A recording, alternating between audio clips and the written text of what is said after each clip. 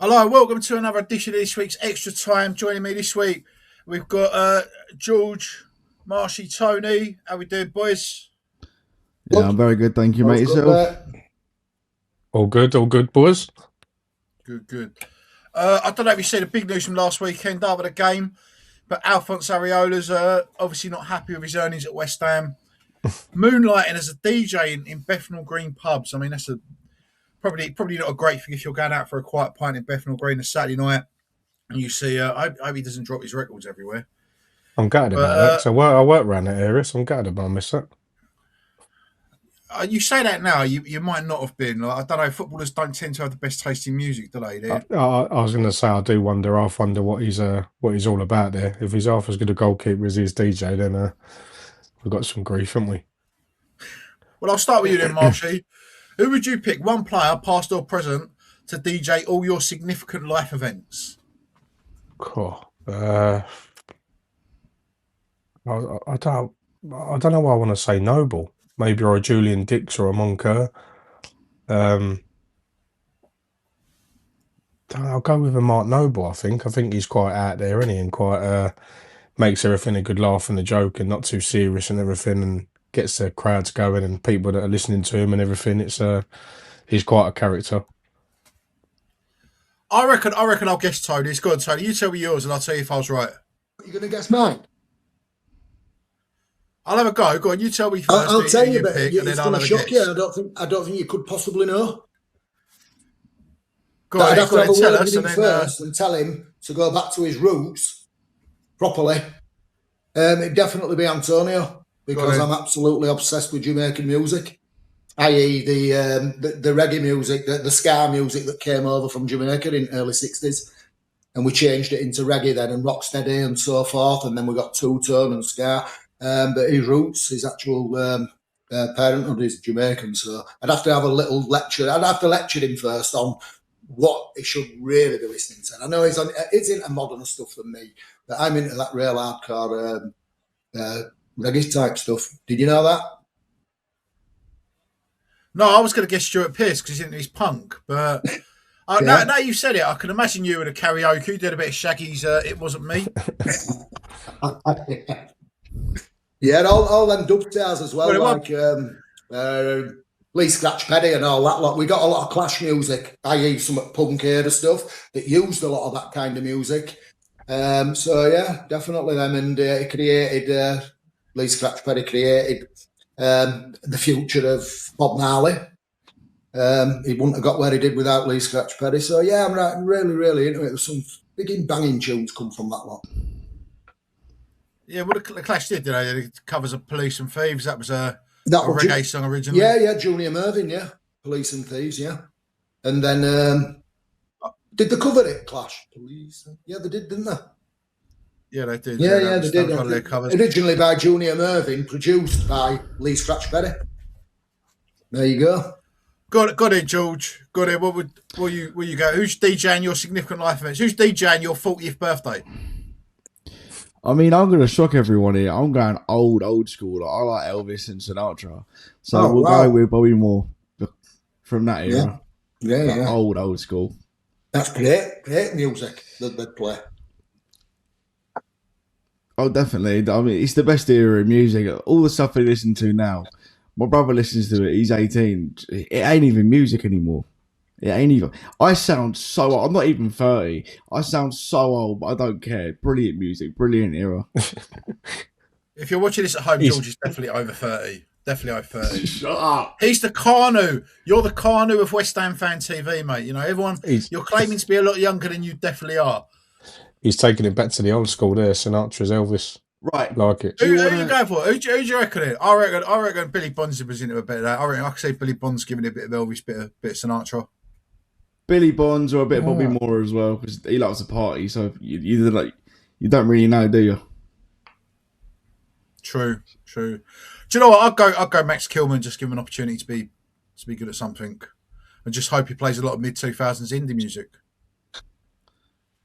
Yeah, that I get behind. Let's be fair. That was when music peaked. And then better contracts than what he's on at West Ham, I reckon. I dread I mean, that's what the In-Betweeners was known for, wasn't it, really? Like all the indie music and stuff because of the mid-2000s. I don't want to go down the rabbit. In Between Us is probably the worst thing I've ever watched on TV, but I don't want to go down that rabbit hole. Where it took West Ham. So we're following West Ham's 0-0 draw with Bournemouth. I think on paper it's probably a good result. I think, we all looked at that and thought we wanted a win, but we didn't lose it. It's another clean sheet. It's there's a lot of positives to take from that there, Marsh. There's a lot of positives you can take from that game. Yeah. Even looking back, I know we spoke on our fan cams afterwards. We all made our own opinions at the time, but looking back, I think we can agree that was a positive performance.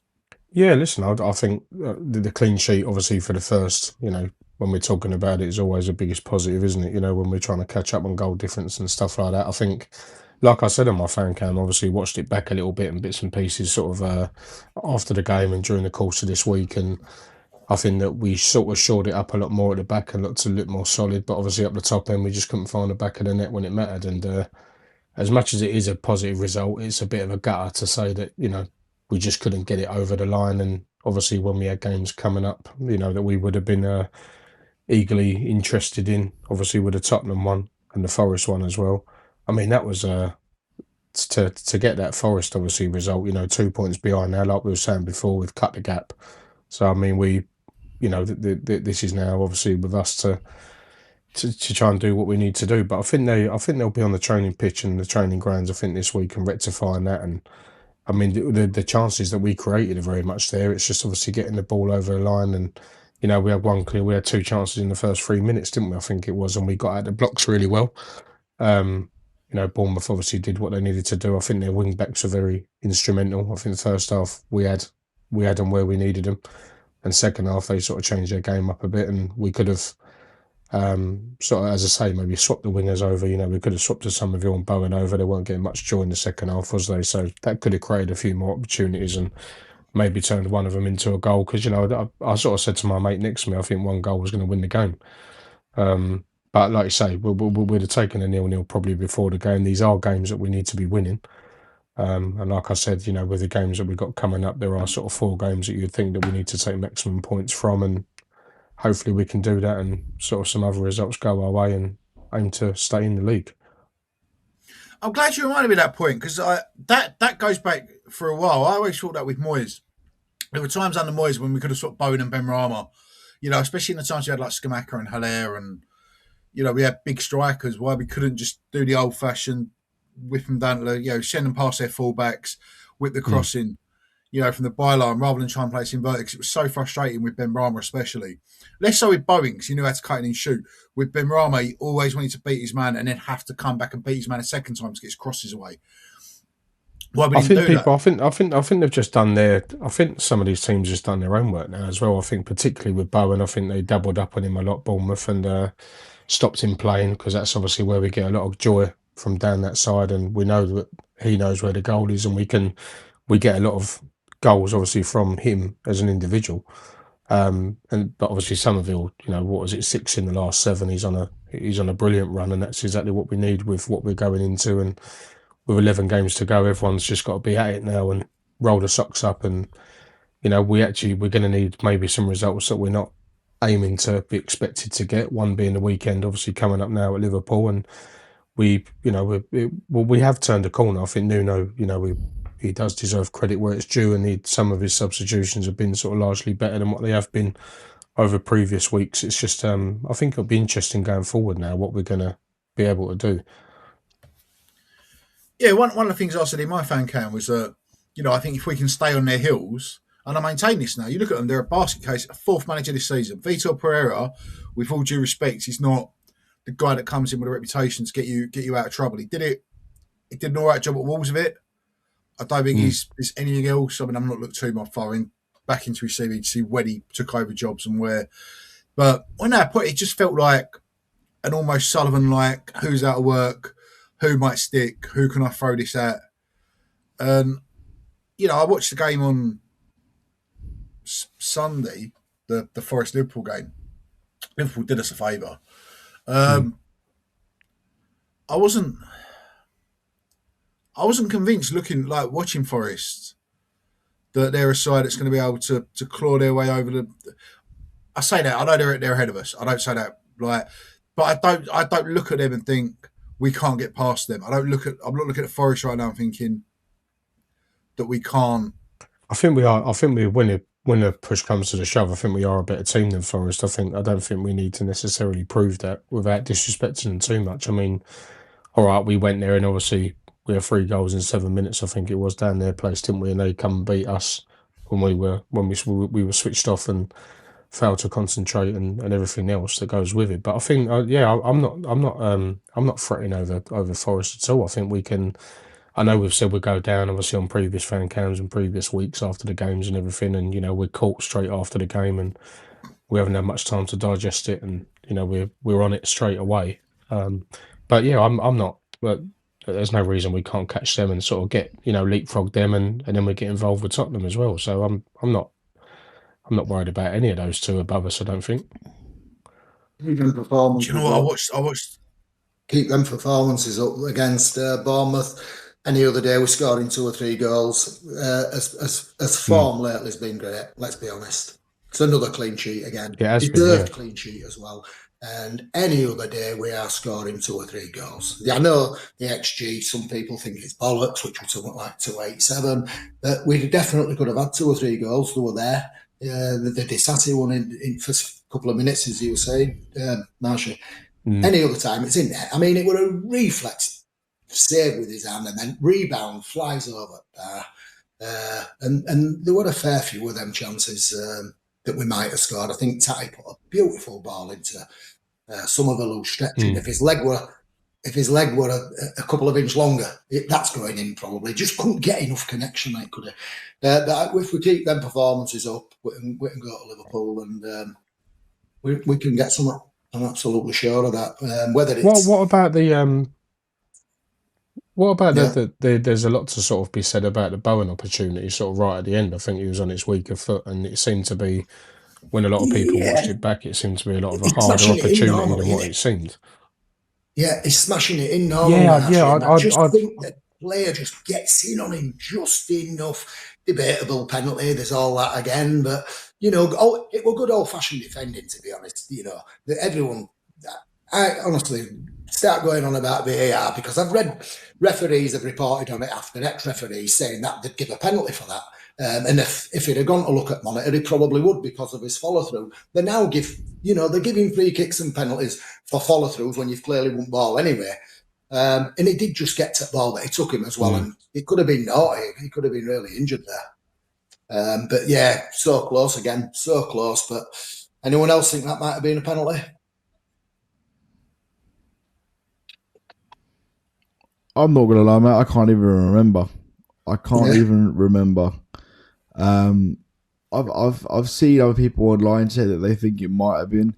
But to be honest with you, even if I did remember it and I've seen it and whatever, who knows what a penalty is now? Because some get given for the most stupid things, and other ones that aren't. It's just so you don't know what it is. It is by case basis at the minute. I agree with you, mate. Absolutely agree with you. The standard of refereeing at times is absolutely diabolical. It's as if they haven't got the bottle really to give out. They're waiting for that in the fucking lug. Ref, there's no in that. Let it go. We can't hear what we're saying, you see. We don't know. But yeah, it just doesn't seem right. I'm still aggrieved at, I can't remember when Chelsea scored. I don't know what player who's got his hands on someone's back. Hillman, I think it's pushed Hillman. And Chelsea scored from that. Kilman. I know for a fact if that were at the other end, we're not getting goal. There's been too many gone against us. I'm really glad you said that because when we're talking about bad refereeing decisions this weekend, Colin Wani second for Spurs against Arsenal. Gabriel's taken a clear dive. There's no push. There's 2 hands, but there's no push. He's just used he's used his hands to make a bit of space. And again, like you said, that was a far less contact, far less of a foul than the push on Kilman. Exactly. Some teams get them, some teams don't. If you're at the top of the league and you push him in the Champions League or the league, referees are going to give you them.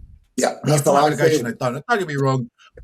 I got no love for Tottenham really. Like I don't really care about it, to be honest. Like I got no love for him. I got no hate for him. But they had every right to feel aggrieved to that decision. And like I'm with George, you don't know what's a penalty and what's not these days. We don't know what's offside and what's not. We don't know what's handball anymore and what's not because they've created such confusion around. Well, we've got this rule and this interpretation. And really and truly, they can hide the words as much as they want. It's manipulating results to get the outcome they want. 100%. Seen it all. We've seen it exactly, mate. every weekend, every single weekend. It's so inconsistent. It's beyond belief, really. And it's not going to get better, I don't think. It's just how it is. It's just what we've got to put up with now. Yeah. Yeah, bang on. But I tell you what, though, I'm watching that game, the North London derby. I look at Spurs run of fixtures and I think there's enough games there they should get points from. Yeah, there is. Yeah. I watched that performance. He's gone with a back three that did it, and then packed his midfield with industrious hard workers, with Colomani and Simmons up top. There was no way Colomani and Simmons, they did well to get their goal. They should have had two. There was no way they're going to get the service with a set up of that team. And you start looking at that now, you think they're going to get sucked in because if they don't win games, and I don't think they have the cohesion that Nuno's built over the last few weeks at West Ham to get us into that kind of collective, defensive, dogged spirit. I look at them and I think they're in trouble. Like I can't see where their next win's coming from, not based on what they've got on paper or their fixtures, but based on that performance. Because I don't see how they can how they're going to be able to service their. They're going to have to play well. Their strikers have scored goals. They're going to have to start playing well, Dave. Simple as. And if they're not going to do that, which they haven't been for quite some time, we've got to then get our points on board. That we've got to get ours as well. Fingers crossed we can keep playing how we're playing. I'm sure they'll come. Sure, they'll come eventually. Yeah, I'm sure we definitely want them to. We definitely want them to not be playing as well as what we know that they obviously could have been. And it was. I say in the end, obviously they got turned over, like we said about obviously the disallowed goal. If that stood, obviously it's a completely different game. But I think Arsenal stepped it up another gear, and most people sort of can't deal with that, can they? But I think this Igor Tudor, I think he's got sort of records elsewhere, hasn't he? I think managerially and whatever, but I don't think he's done nothing too major. And coming into a club like that when you don't know anything about the league and, having whatever amount of time that you've had. I mean, I don't know what their fixtures are. I mean, I've not looked into their rundown, but I mean, if you're saying that, we haven't got, they've got a lot of big games, Dave, like, it's, I think we've actually got the hardest running, I think, of everyone. Spurs' upcoming fixtures are Fulham away at the weekend, Palace at home, Liverpool away, Forest. I mean, ignore the win, but they've got Palace at home down there, Forest at home down there, Brighton at home in great form, Wolves away. Yeah, but their own Leeds at home, stinks. Everton at home. Yeah, I agree. They don't win games at home, do they? No, I completely agree. It does. But statistically, if you look at the league, statistically, in league position, we are playing on a pro rata the highest in the league. I think we're playing something like 8.5. And so statistically on that, we're playing, an average of the teams that would average 8.5 in position. So that's it. We've got the hardest on that stat. But that might mean bollock all, because one of them teams in 8th might end up losing form, and so that I think every game. I think at the end of the day, though, when you're final now for us, every game. Yeah, well, when you're playing away from also, home as well, that's the pressure's off, obviously, but you got to win your own games, and I think that's where Tottenham will falter, because, like I say, they don't play well at home. They don't win games at home. That's why I'm confident. And we're quite capable. That's why I'm confident with us, because we are playing well. I mean, we've had some shite, haven't we? We've played, honestly. You look at us under Lopetegui, you look at us under Potter. We'd be conceding goals against the Bournemouth. We'd have conceded goals against Burton. We'd have conceded more goals probably against QPR. We were conceding goals for fun. At least now, over the last few games, I ain't got it I can't tell you exactly what we've shipped in, but it's not been many, has it? Let's get another 3 against Chelsea. But other than that, we've I done think well. to be fair, I sort of wish now that we're playing the sort of football that we're playing now, obviously towards the start of the season, and sort of get out of the blocks a little bit instead of just deteriorating, obviously week after week. It's showing that, like I said, after some fan cams before, we haven't not got the quality in this team. Like we know the players that obviously are going to be the instrumental ones, the influential players that are going to change a game, that are going to create an opportunity, and that end up in winning games. But yeah, I say more quietly confident now that we can stay up. I think obviously we've got the toughest running from what I've seen in a couple of other teams and what I believe. But there's no reason we can't go to Liverpool Saturday and at least get a draw. We never seem to get rolled over anywhere that we go anymore. I say, watch us fucking lose 5-0 now. But it's because we've Man City next at home, haven't we? Is that us next yeah, match? we've got Fulham away in between that, haven't we? Fulham away in between that and then the cup game. Well, there's a chance there. You never know. You never know. I think there's something else that needs to be talked about as well. If you look at Forest's atmosphere, I've been there as an away fan. It's horrible. They're loud. They're ferocious. It's hostile. And we can be as well. We've shown in the European nights we can be. And the last couple of home games, the atmosphere's been brilliant. Is Spurs' atmosphere going to get them over the line? Similar to Everton, when they were good as the last couple of years there when they were struggling. One of my best mates is an Everton fan, and he was saying the atmospheres and the fans were dragging them to victories, like cheering lost causes on the pitch. Do Spurs fans have that kind of connection with this team? Are they going to do that kind of thing? They're not. I don't think they. No, I don't. It's a bit like our ground in that sense. It gets bitter and it's not nice, and they don't like playing in it. We know, we've been there and seen it so many times. It's got a bit better, hasn't it, lately with his performances? But no, because if you look under how they were under Thomas Frank, they were getting booed off the pitch at half time and at full time, and you could see there that as fans weren't with their side, and you could see when they lost to Arsenal 4-1. As soon as they got that equalising goal, when Chris scored to put them 2-1 up, it looked like it was over. When they're 3-1 down, fans were leaving. It's similar to us in that sense.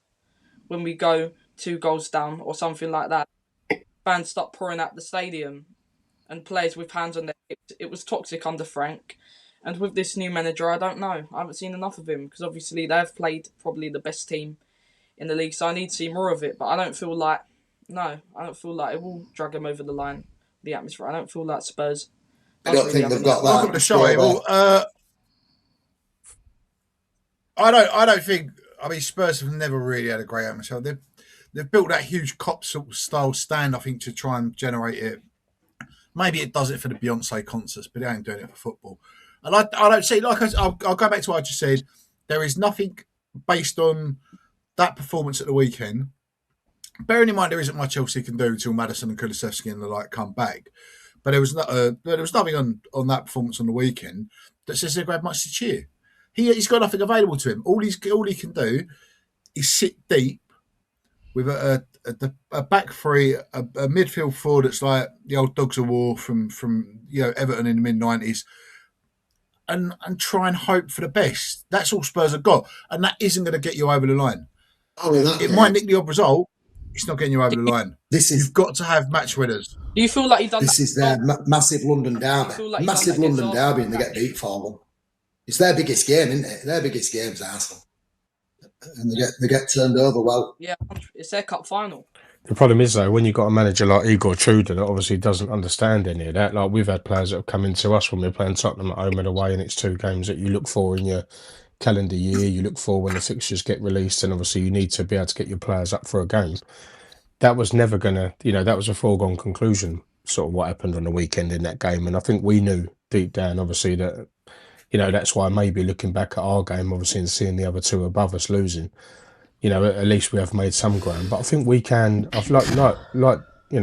we can generate a bit of atmosphere where necessary. And I think, largely the supporter base obviously are behind the team, and that's the biggest thing that we're going to need sort of going forward. These 11 games now, like 11 cup finals, we just got to be prepared and ready for. I mean, we have got, like Nicky said to me, we worry about ourselves, but then we are sort of like a bit over the shoulder and what's around us. But we can only do our job, obviously, at the end of the day. So all the while we're concentrated on that, then let's see what we can do, really.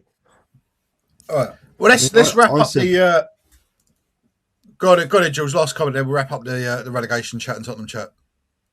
I said, me and my brother went through it the other day, like the games we got between now and the end of the season. We get between 14 and 16 points, and that puts you on, I think it's just above 40 points or something around that. It's going to take something special to get relegated on 42 points again on it, but it'd be just our luck.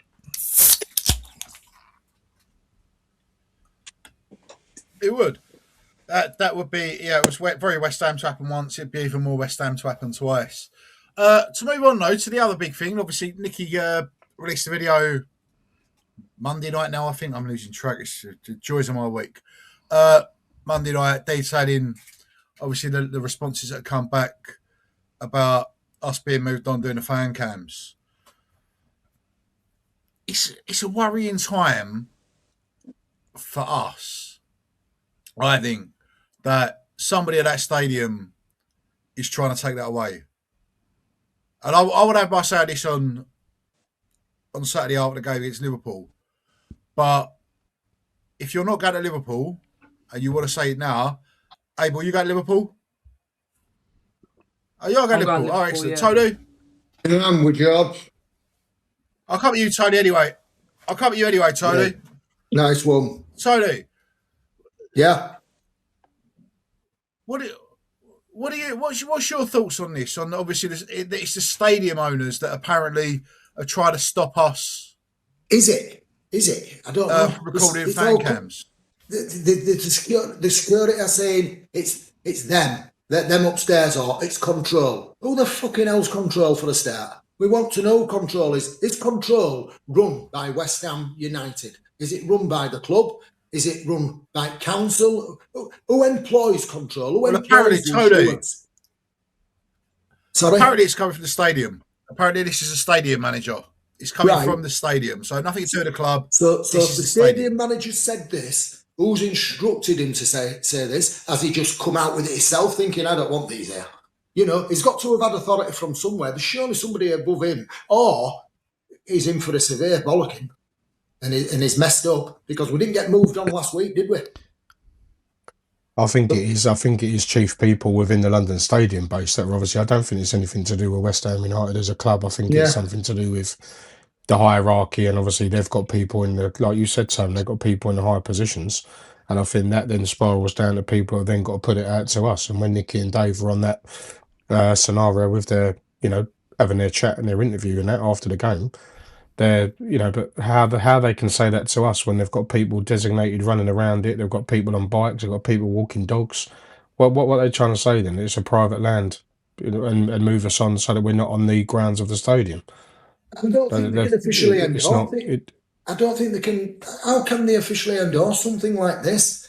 They can't even fucking initially endorse. They can't even endorse fans going in with half a Bournemouth scarf on and half a West Ham scarf. I said to the steward, hey, listen, mate, they're not allowed in here. He's got an half and half scarf, and it's policy from West Ham United. They're not allowed in. He looked at me as if I was some idiot and just shook his head and put it down. I said, there you go. I said, that's our problem, mate.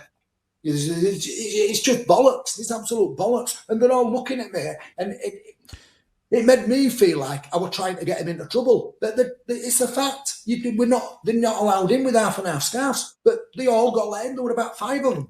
All got let in, and that's a problem. And we won't that's have what you that get with. We'll probably piss off. End of the day, if we owned our own stadium, none of this would have happened. So it comes down to poor stadium move done on the cheap. How many times you said it? It all comes down to that. If we own the ground, and West Ham £2.5 million a year, sort of. £2.5 million a year rent. Obviously, everyone thinks you've got a touch, but it's not purpose built for football. You've got Karen Brady that's obviously employed the cheapest security company going. And like you just said, they're getting in with half and half scarves. There's obviously a procedure in place that suggests that, you got your eyes open to what is allowed in the stadium, what isn't allowed in the stadium. West Ham released a set up to say half and half scarves are not allowed. That then becomes allowed. We're then getting moved on. You know what? We've been filming there for 10 years, never been a problem. So what, you know, someone, and hopefully, you know, when something else officially comes out from someone, and you know, there may be names obviously put into it, and Nikki can sort of ask to see the, you know, the actual laws and the actual, you know, get the actual book out and tell us exactly what's what. Because I think you find that, you know, there's nothing that's being done that's wrong on our front, and I generally believe it's something to do with the London Stadium. I don't think it's anything to do with us. So for people who do decide, regardless of us filming, this last week we could film. Next week we might not be able to when we play Man City. I don't know anymore. And sometimes they might not let you in with an half and half scarf, and sometimes they might. I totally disagree with these half and half scarves anyway. They're just bollocks. But, you know, so it is allowed. I witnessed it. They were allowed to go in. But yeah, it's policy that you can't. You're going to be turned away. But so the stewards aren't doing their job either. Ever had a problem. I think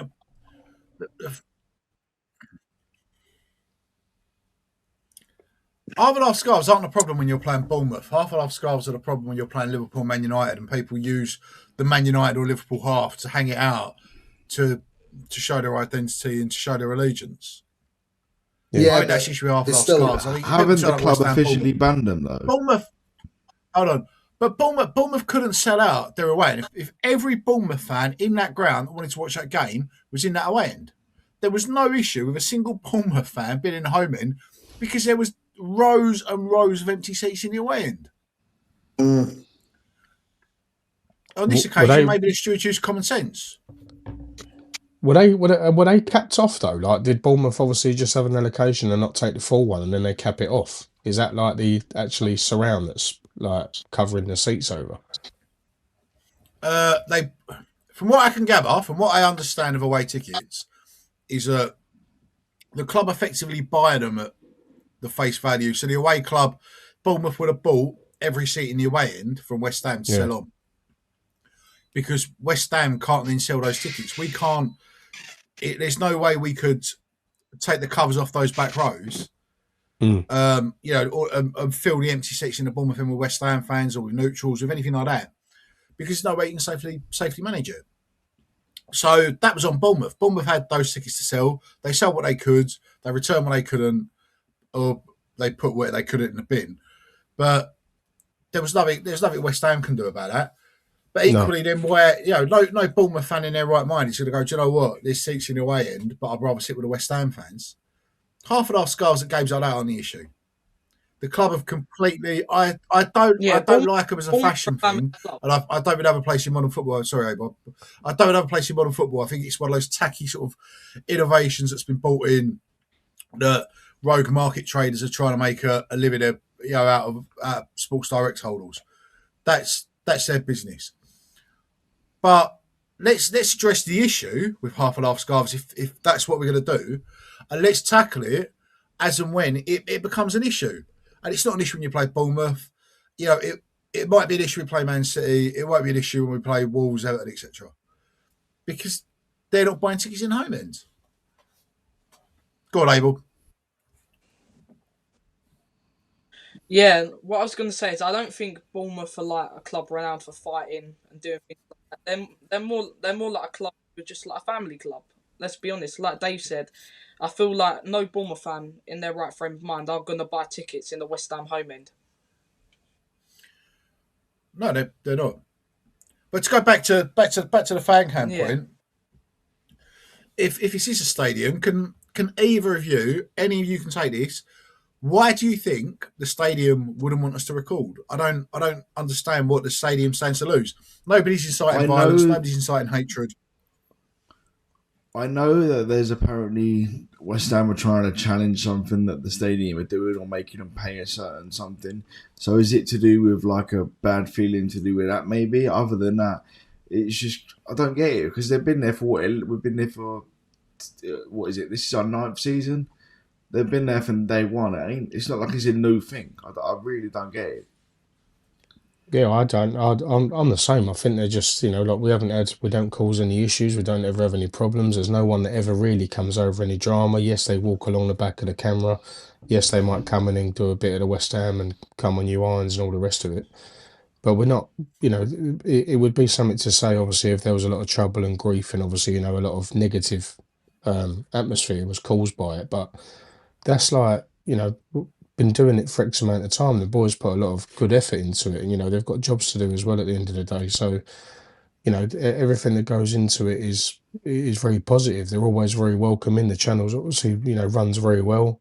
Everyone has their say. We're not bad people. We don't, look for clout. We're just doing what we do in another view on a game. And I just think from things that obviously could be dealt with, this is just a minimal aspect of, something that they need to deal with. I think they've just, someone's got a bit busy, obviously wanting to, send some sort of message down to the security on the deck and just said, listen, you've got to move along, and it's come from fucking Betty Bollocks and whoever it is at the top, and that is what it is. But no, and fair play to Nicky, and all of us were standing there, and obviously nothing come of it from the Bournemouth game, did it? So I think maybe that's died a death a little bit, I think. Hopefully, fingers crossed. I mean, we'll soon find out when we next play a home game whether that happens again, or whether it's the whole issue is resolved. But it can't happen again. It just, like, if you're a stadium manager and you're thinking this is number one priority, if we move these guys on, this is going to improve everybody else's experience of the stadium, you are sadly mistaken. You've got so much you need to do in there. On a very service level, you can start reducing, £5 for a bottle of Coke Zero, or for a half full paper cup of Coke Zero, because they never give you your full amount, is a liberty. The cost of the rest of the food, the stuff outside, the tariffs and the charges that vendors have to put on their food because they're taking a greedy amount of their takings. There's so much they're going to do. Let alone the stand, the scaffolding, the stewarding. Like, there's so much they need to address. There's so many issues they've got to resolve. We're not even on the radar. But what do you reckon about, though? Do you reckon it could be people that, because obviously you get it across the board, don't you, with all the clubs, and people that sort of disregard and disrespect people that put themselves on the channels? And listen, we all know what we're getting into when we put ourselves on the camera. You're going to get negativity, you're going to get positivity. It goes with it goes with everything, doesn't it? But I wonder if it's people that are obviously that don't like seeing it, or the people that have big issues with it. Is there a sense that obviously people have gone to some sort of hierarchy, or have they gone to West Ham and they've had to put it to the London Stadium? Or is it just the fact that obviously someone's been a bit busy and trying to, for some reason, move us along, move Nicky and the other boys along, and from doing something that's very welcoming and providing a platform for everyone to come together? And bearing in mind that's what football's all about. Everyone's different opinions, and they catch us right after the game, and emotions are high a lot of the time, and we have to speak about it sort of without having to digest it. As I said before, it's an interesting one, but I generally think everything will be all right now. I think that's been tried and tested, and I think they know that no one's going to sort of move away from it. No one's going to sort of have any negative sort of look at it, and I think going forward we should be all right and sort of good to go and carrying on their work that they're doing and what they're achieving. Also, I think going forward, the worst thing that happens is we move to the other side of the bridge and we carry on as we always did. It's just once you go to the other side of that bridge, you've got slightly more of the stadium in the background, but it carries on as normal. Sorry, George. Nicky said in the video that he did regarding this, the latest video, he said that certain content creators are getting the media passes and certain aren't. So West Ham Fan TV, they're quite critical of the board when they need to be, and they haven't been given media accreditation despite trying many times. Yet there's certain other ones. I think the example Nicky used in the video was Josh, and he does a lot of TikTok stuff, so he do starting 11s of different eras and get fans' opinions on stuff. But he's been given one, and apparently it's purely because apparently the club like him. So if you're now getting into personality issues, then that is fundamentally wrong. End of the day, it's a fan media channel trying to give fans a voice after a game. What is so wrong with it? Nothing at all, I don't think. It's ridiculous. No, it's not. I don't feel like their opinions. You get what I mean? But they're not. But this is not a forceful situation. This is not Nicky or any of us turning around and going, look, you got to wait and have a go. Like, it's a very welcoming channel. I've been told by the other boys before, like if you know anyone different that wants to come on, they're always willing to introduce new faces. Yes, a lot of us are the same faces because we generally are the ones that, know what it's about and are willing to like help the cause and what the boys are trying to achieve and grow the channel.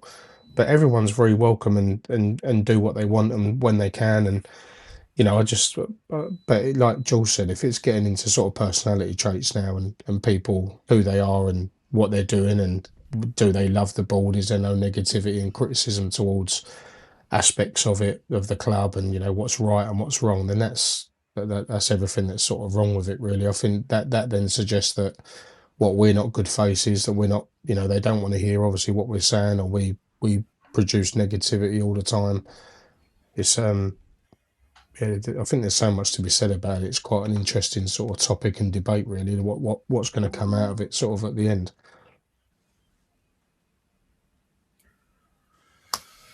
Yeah, I'm sure.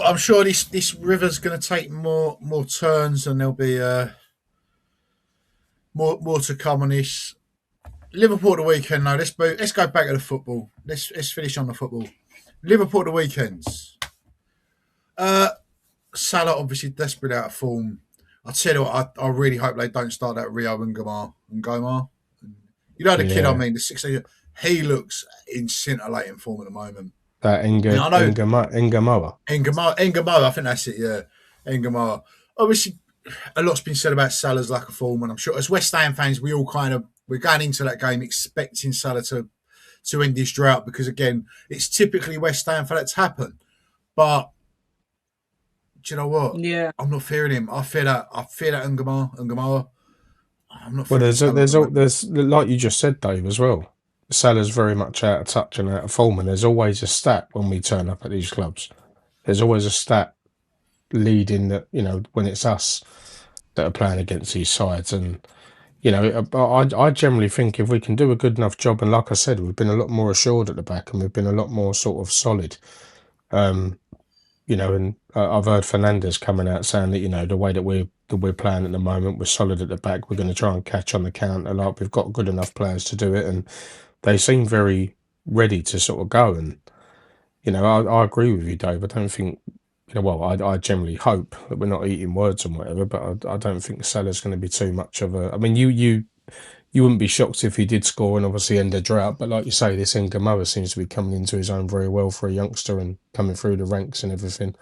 It's always a tough place to go. You know what you're going to get with all these teams, but there's no easy game, and there's no game that is a given from what we've seen, sort of Wolves Arsenal game and sort of others like that. So, I mean, I think we can go there and, we can cause some problems on our day. If we get it right and we set up right, we can do what we need to do. Like, a draw wouldn't be the worst result, but could we beat them? You never know. They do have quite a threadbare squad. Have you looked at their bench against Forest? Like, there was about 4 or 5 kids on there. I think they had to put a second goalkeeper on when Wirtz went out injured in the warm up. I mean, like, if he's out of the game, he seems to have hit form lately. That would be that's a big plus for us. Yeah, that would be. I feel like we take a point. I feel like the best result we can possibly get is a point. Honestly, because I don't feel like we'll beat them, but I feel like they'll get a goal as well. And I feel like, the best possible result we could get is a point, obviously. Obviously, the way that they played against Forest, I reckon we could do something against them. It took a 97th minute winner against 17th in the league, and obviously, I would say we've been playing better than Forest. Would you guys agree with that? Yeah, 100%. Yeah, definitely. I mean, we ain't closed the gap for no reason. Do you know what I mean? Well, I think they just played Liverpool the week before we did, didn't they? So, I mean, I think we can maybe give Liverpool something more to think about. And, when we do attack, I mean, I must admit, what's refreshing to see is the fact that when we do go forward, we're actually looking like quite a threat and a danger. And for where we are in the league, the way that we're playing in the corner that we've turned, wouldn't suggest, obviously, that, anyone to think that's our position in the league that didn't know anything about it. That you'd never say, obviously, that we're in contention to be relegated. We're in the bottom 3. We have definitely been playing a lot better. There's more energy, there's more exertion, there's more sort of urgency. And that, I think largely, like I've said to before, I've related to him a lot, this Paco Jimenez or whatever his name is, the coach. I think he's had them obviously going and working them very hard, sort of backs to the wall, everyone sort of ready to go. But yeah, I think there's going to be some bump. I think there's going to be some real shocks in the last 11 games. I think we can, and I think we are going to be around that. I'm not to say that we're going to beat City or Liverpool necessarily or whatever. We know there's games that we do need to win, but I generally think that we are going to cause a bit of a stir along the way, and we're not going to go if we were to be relegated, like which hopefully we're not. We're not going to go easy. We're going to create a lot of opportunities. We're going to cause teams danger and problems, and that's Liverpool are not the greatest. I think they're a bit shaky at the back, so players are getting on. Maybe this is a good time to be sort of playing them.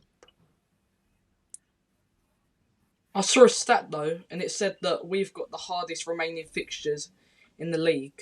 So we'll see how that goes. I mean, that's why. I picked up on that one, Bill. I picked up on that one. I was pointing out earlier. I don't think you were on at the time. I don't know.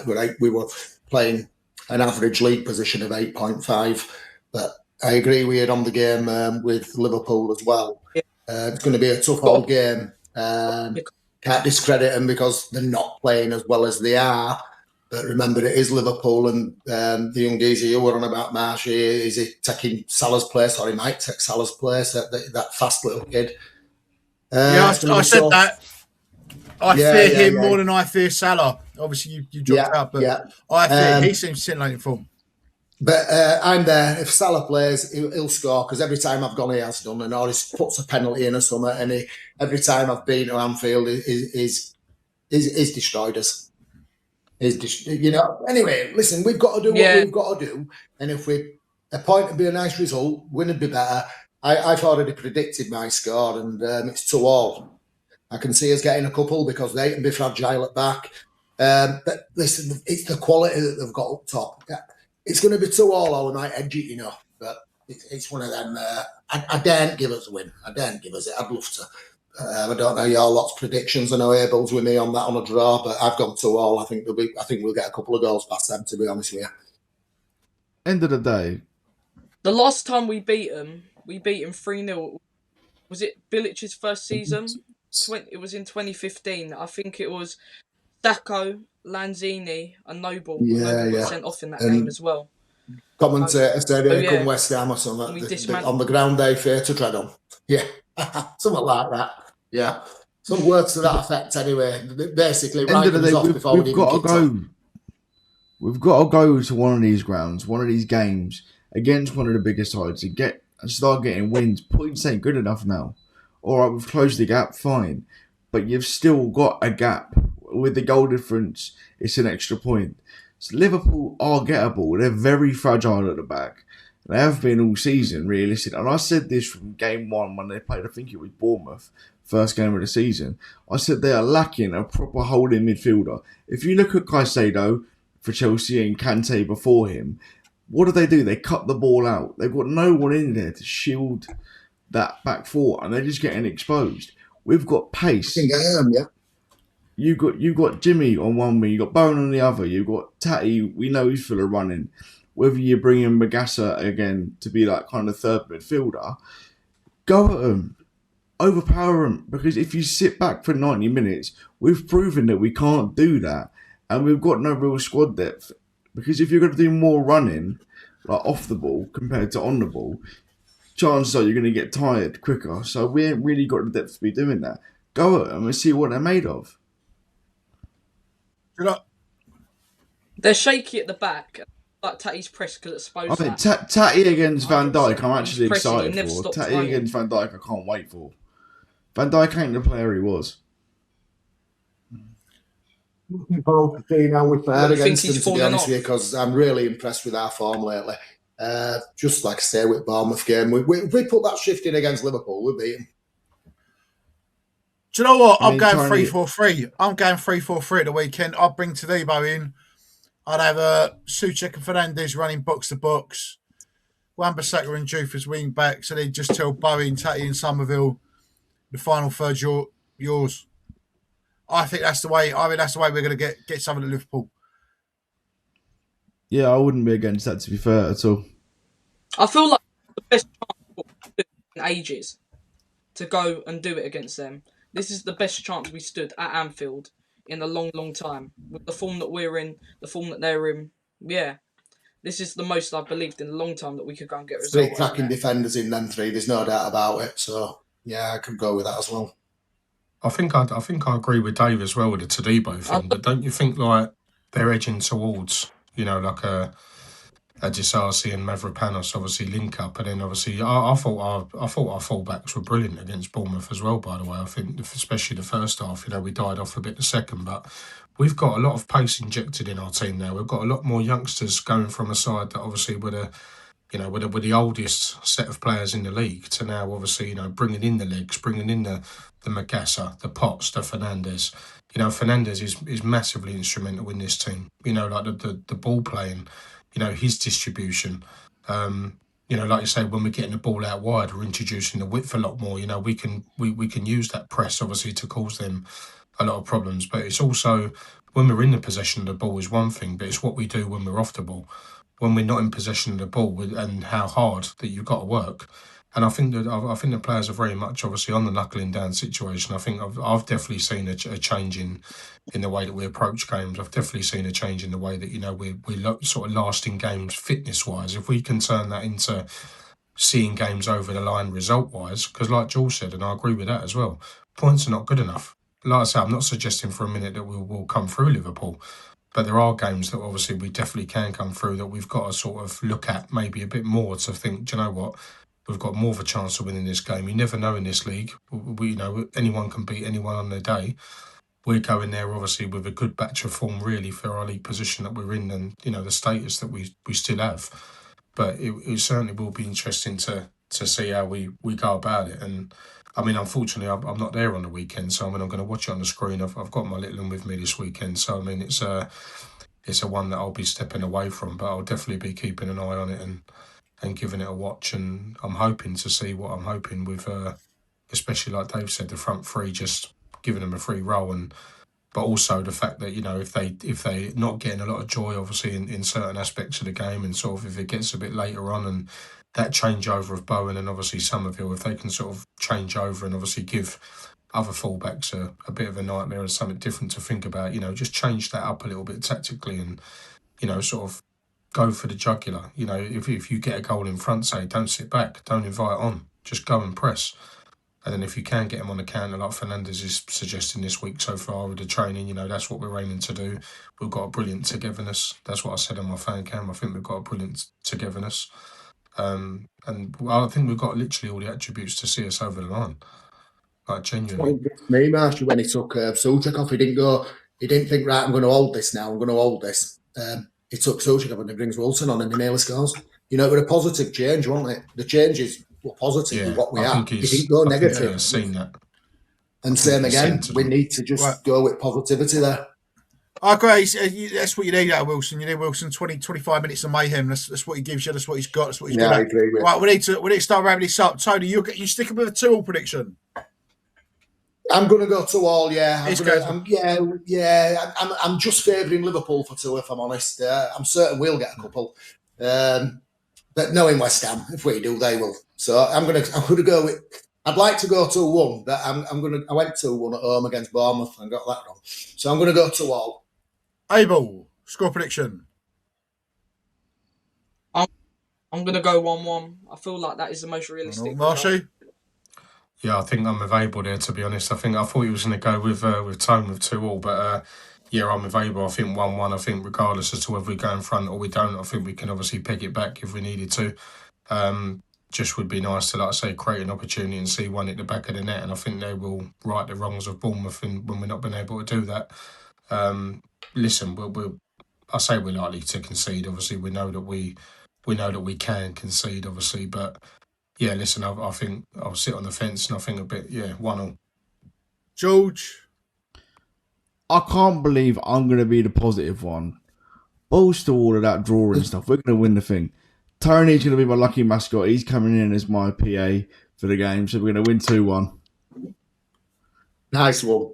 But if you're I correct, hope so. George, that were my real score. That I've just bottled it a tad because it's not West Ham, is it, to be winning at Anfield, really? So you're not getting full credit because I have sort of bordered 2-1, but I'm sticking with 2-all. But I'll be going on about. If you're right, I'll be saying I want that. Don't try I'm and gonna worm take me that out goal this off. one, mate. Just don't try and worm me out this one. coming in, Right, Dave. I'll finish up. Dave's eagerly waiting. What you saying? I'll finish up because I need to wrap this up now. I'll go 2-0 West Ham. I don't know. I've got positivity about me. I'm feeling. I don't know. I'll I'm get feeling you a a bit few positive. pints if you like, Dave. I'll have 2 pints of Bovril because I don't drink. Right. Thanks a lot, boys. Till next week. Thanks a lot. I'll see you all after the game Saturday. Bye. We'll do this again next week. What have we left to say, as Nicky would say, come on your hands. Can you? See you later, mate.